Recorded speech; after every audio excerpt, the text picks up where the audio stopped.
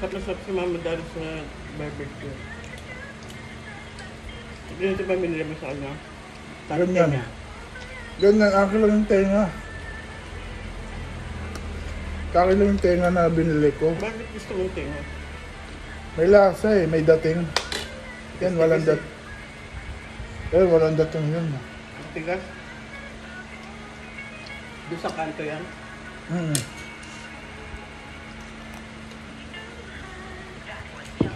Ang aga may luto na. Luluto na sila. Bagay, iba kasi mauwi na ng maaga. 4:30 nagsistart ang tinda doon.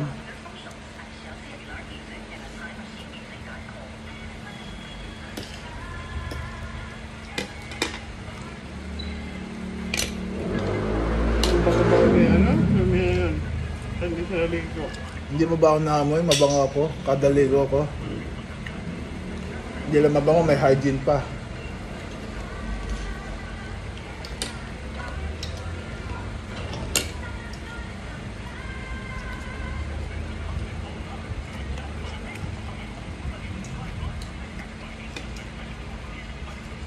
Kapahinga na lang muna ko yung sa bukas. May lulupat sa simba. Sige. Okay lang. Online mas na muna ako. Ako din. Para maaga ako matapos yung exercise.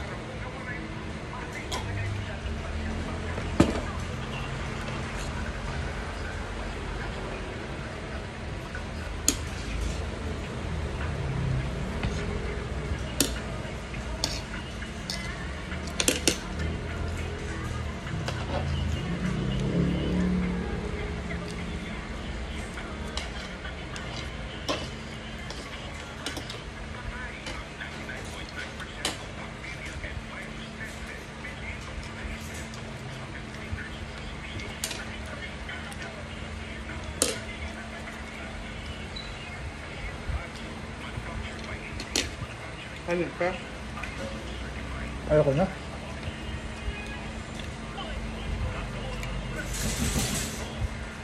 Saka na ako kakain pagka dating ni ate. Oh.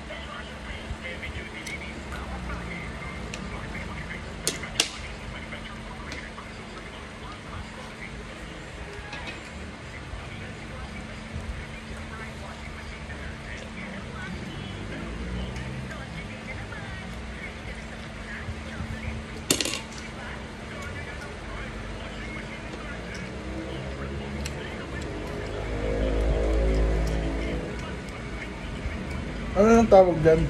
Adobong baboy? Adobo na mabisaya yun.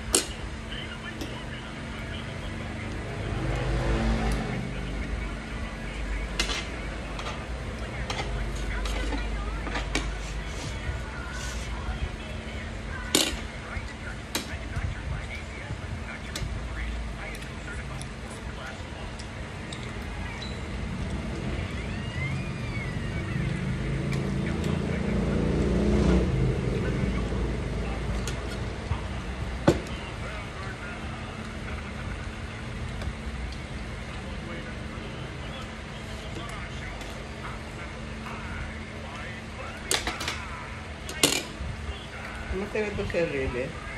Hmm? Ano? Si Enrile namatay na. Hindi pa. Fake news. Ano natin? Tingnan na sa Google. Pag may nakalagay sa Google na died, ibig sabihin patay na. Oh.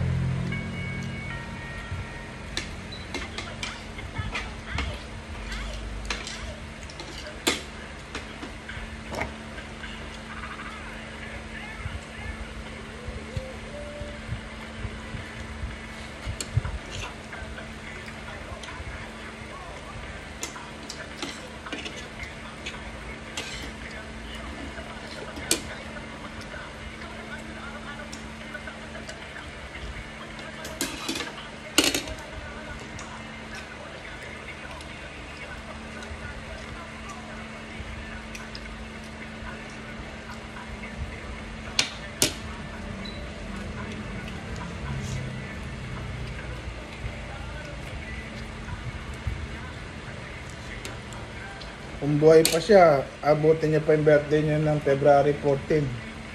February 14 ang birthday nun.